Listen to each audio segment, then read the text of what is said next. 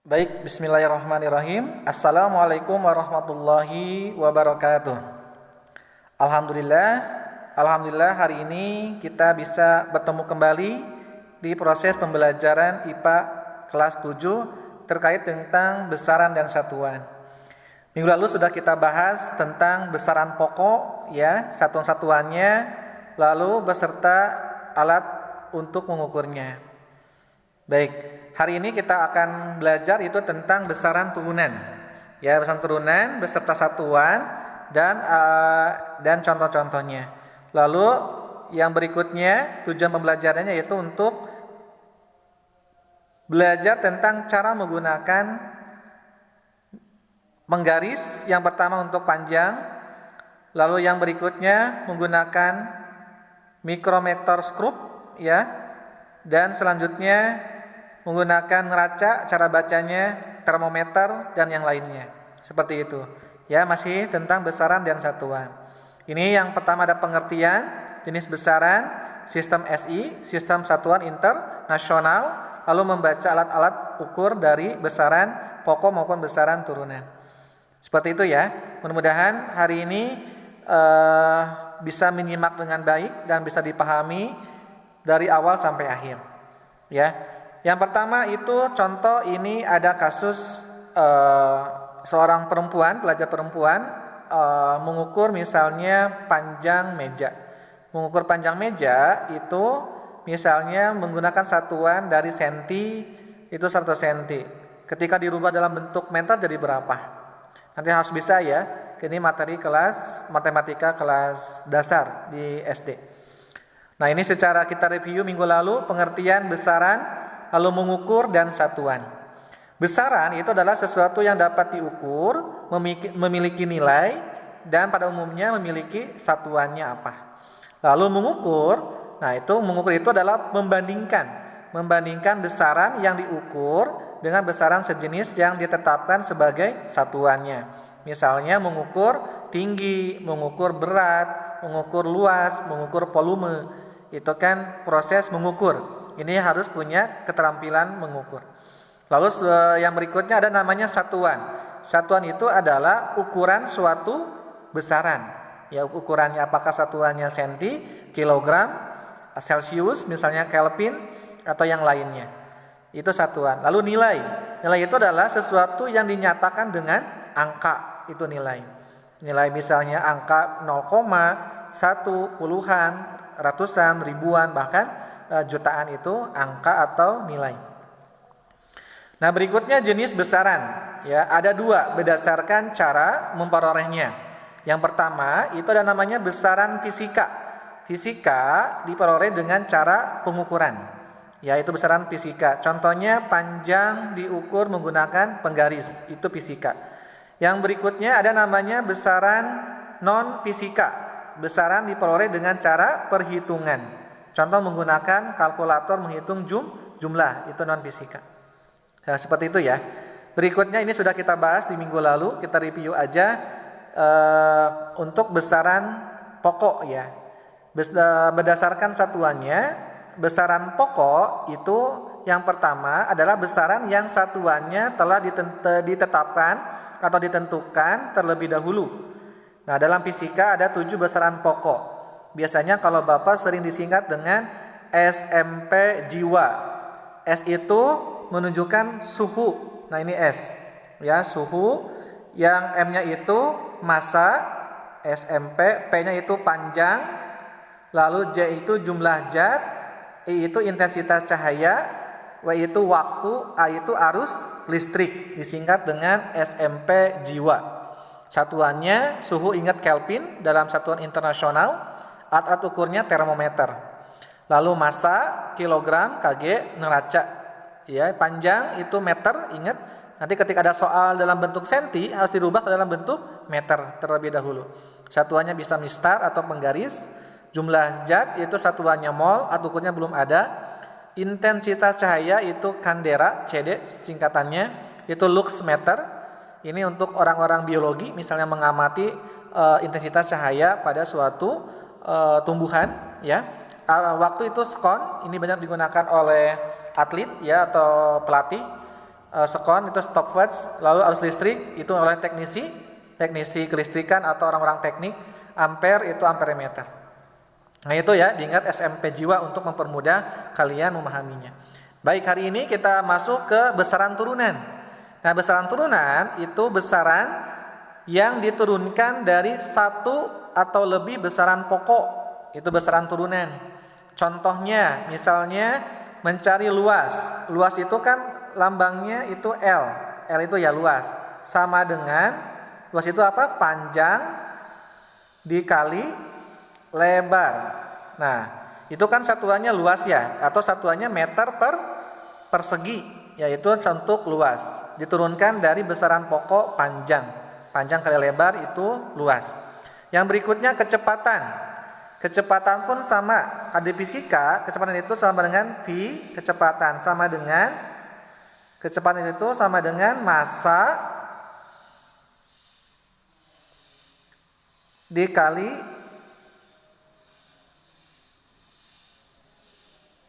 waktu ya.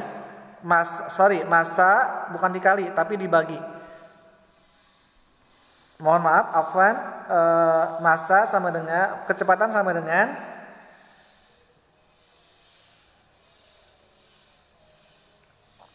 massa dibagi waktu. Nah, T times waktu itu ya, itu rumusnya. Jadi V itu lambangnya kecepatan, M itu massa dibagi waktu. Jadi panjang dan waktu untuk besaran pokoknya. Jadi kecepatan itu sama dengan massa dibagi waktu. Ya, selanjutnya gaya. Gaya pun rumusnya sama ya, kilogram meter per sekon, dari massa, panjang dan waktu.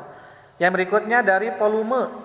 Nah, volume itu rumusnya P itu volume, nah, bisa kecepatan bisa volume tuh kalau pada fisika.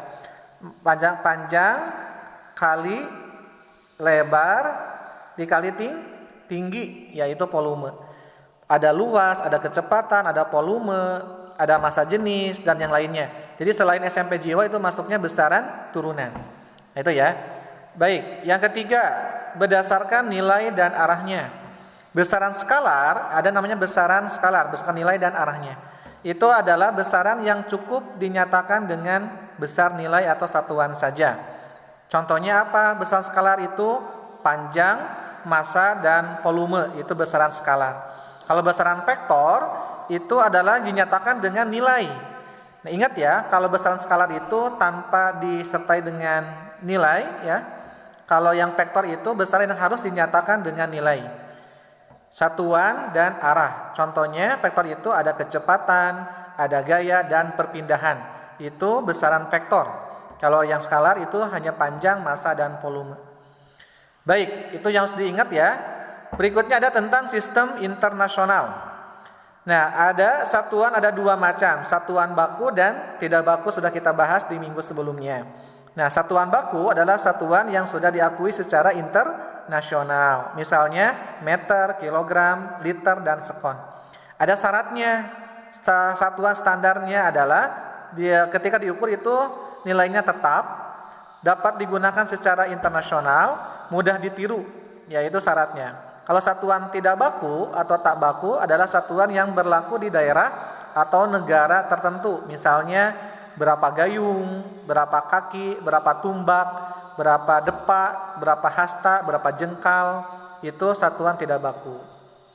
Nah, kita masuk ke alat ukur. Nah, minggu lalu belum begitu banyak dijelaskan terkait tentang cara mengukur. Nah, hari ini kita coba bahas tentang cara untuk mengukur menggunakan beberapa alat. Yang berikutnya ada namanya alat ukur panjang. Ada meteran close, ketelitiannya 1 cm, digunakan untuk mengukur tanah misalnya. Atau yang benda yang lainnya, meja atau pakaian ya, itu meteran. Ada namanya mistar. Mistar itu ketelitiannya 0,1 cm, digunakan untuk mengukur kain, bambu dan tiang, itu mistar.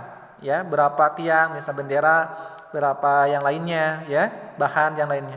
Lalu yang berikutnya ini jangka sorong. Ketelitiannya 0,01 cm, digunakan untuk mengukur tebal kaca ada plat logam, diameter pipa. Nah, ini juga sama. Untuk diameter pipa luar, pipa dalam ya. Lalu ada misalnya kedalaman dari pipa berapa. Itu bisa diukur menggunakan jangka sorong. Nah, selanjutnya ada mikrometer skrup. Nah, ini lebih teliti lagi, ketelitian 0,01 mili. Digunakan untuk mengukur tebal kertas ya, lat tipis, kawat dan tipis yang lainnya. Nah, ini contoh mengukur alat ukur menggunakan jangka sorong. Nah, jangka sorong sekarang ini yang masih konvensional, ini yang masih lama yang ini. Kalau yang ini sudah menggunakan jangka sorong digital. Jadi sudah langsung ada angkanya ya. Coba Anda sama Bapak diperjelas. Nah, ini digital. Gimana cara bacanya? Cara bacanya seperti ini. Hasil pembacaannya yang pertama, lihat yang angka yang di atas yang berdempet yang mana. Nah, yang ini kan menunjukkan angka yang berdempetnya ya, 3, berapa misalnya. Nah, ini kan yang berdempet di sini nih. Yang berdempet sini kan menunjukkan 5, ini menunjukkan angka ini yang berdempet. Nah, yang berdempet ini menunjukkan 0,001 karena ini dari tingkat ketelitiannya. Angka 7 ini dari mana? Dari sini nih. Jadi ini kan menunjukkan angka 5, ini yang berdempet antara yang skala yang atas dengan skala yang bawah. Itu di angka 7. Jadi jawabannya ini sorry ya, bukan 3 harusnya. Ini harusnya angka 4,2 ya. Ya harusnya 4,2. Nah, 4,2 ya. Karena ini kan ini 3, ini 4. Ini lebih 4,2 ditambah hasil 0,01 ini patokannya karena dia ketelitiannya dikali 7. Nah, ini angka 7 itu dari sini. Ya, menjadi berarti 4,2 ditambah 0,07. Nah, gitu 0,7. Ya, gitu ya. Nah, itu cara bacanya untuk mikrometer skrup. Untuk jangka sorong, bekerja sorong. Selanjutnya mikrometer skrup pun sama ya. Lihat seperti ini. Nah, ini skala besarnya yang ini. Ini skala besarnya namanya utama, skala utamanya.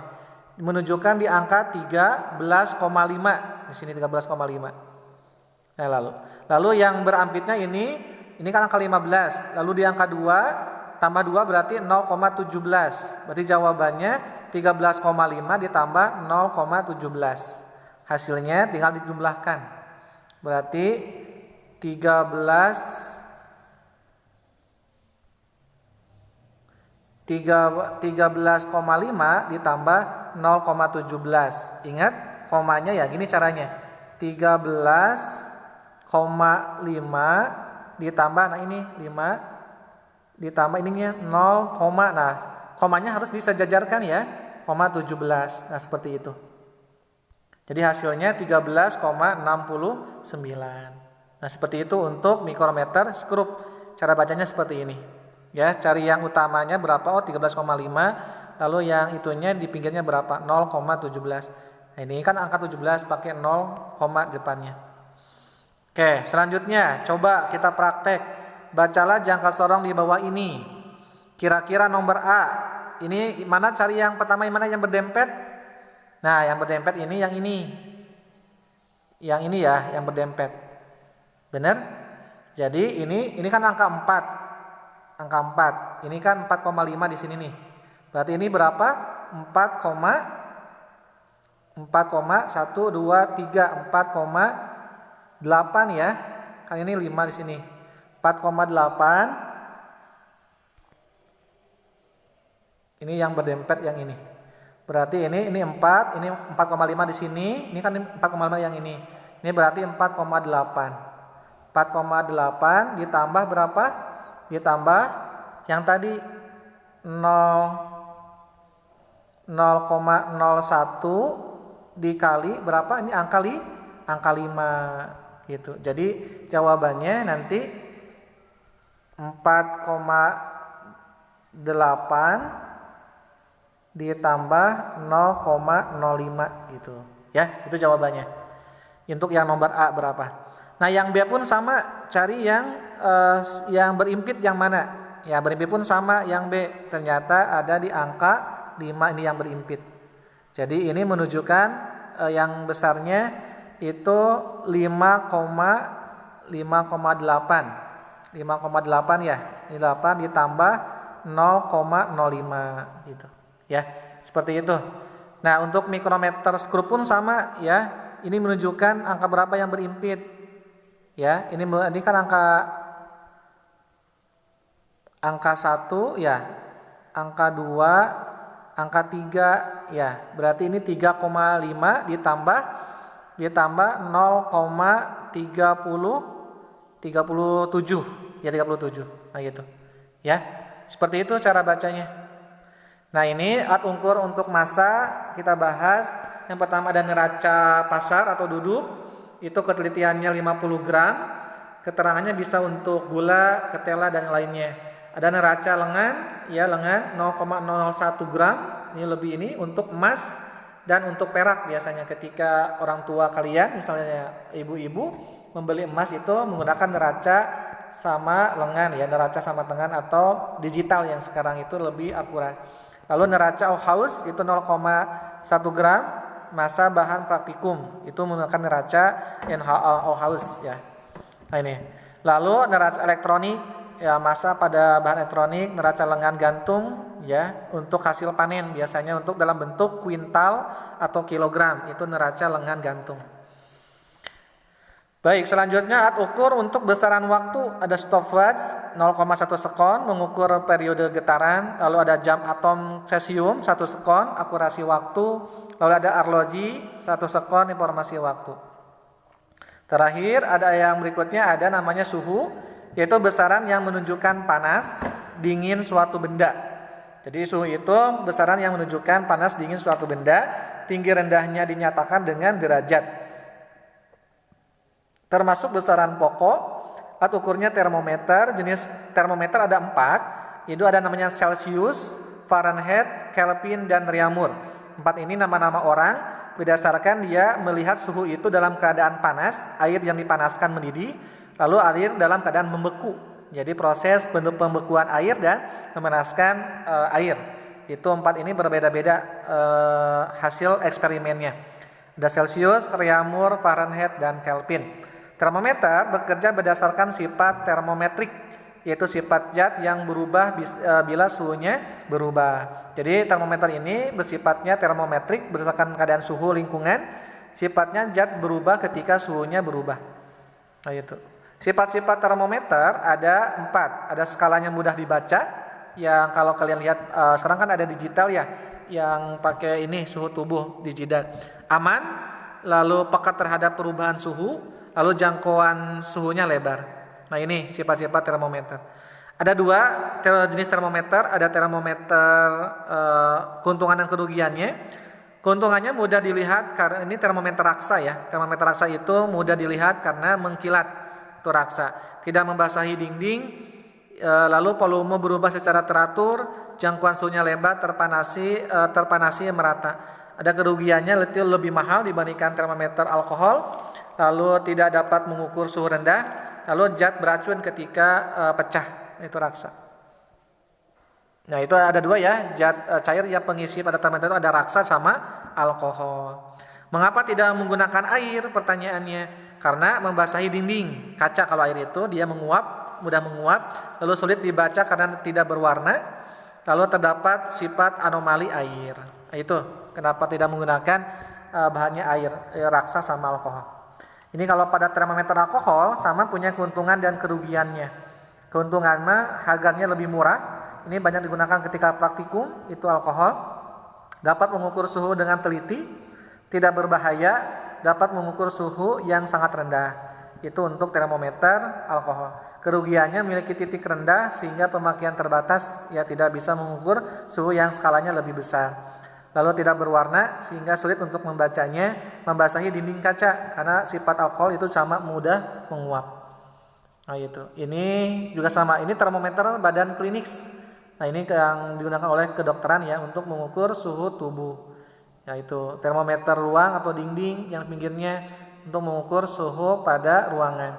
Ini yang termometer laboratorium untuk mengukur suhu dalam percobaan. Ini termometer maksimum dan minimum Sig Bellani untuk mengukur suhu dalam rumah kaca yang berisi tanaman untuk bahan penelitian. Ini skalanya. Ini skala pada termometer itu berdasarkan percobaan dari keempat orang, itu Celcius. Menurut Celcius itu titik lebur es itu melebur dalam keadaan 0 derajat. Nah, titik mendidih airnya itu dalam angka 100 derajat. Jadi jumlah skalanya 100.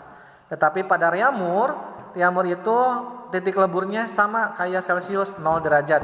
Tetapi menurut Reaumur titik didih air itu sudah mencapai titik didih pada angka 80. Itu Reaumur.